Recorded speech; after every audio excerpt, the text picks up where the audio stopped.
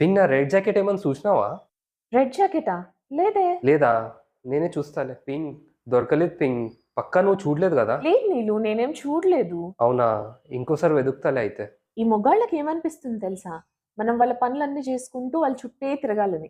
ఆ జాకెట్ కళ్ళ ముందే ఉన్నా కనిపిదు.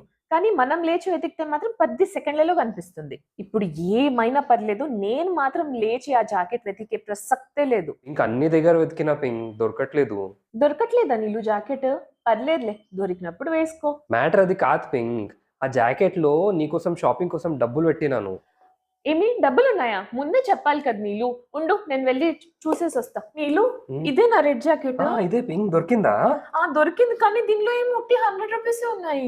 ఎందుకు ఎక్కనిపిస్తున్నదా పింక్? ఏం పర్వాలేదు పింక్. నువ్వు మనస్ఫూర్తిగా షాపింగ్ చేసుకో. డబ్బులేమైనా మిగిలితే మళ్ళా రిటర్న్ ఇయ్యి నాకు. Okay? Thank you for this jacket.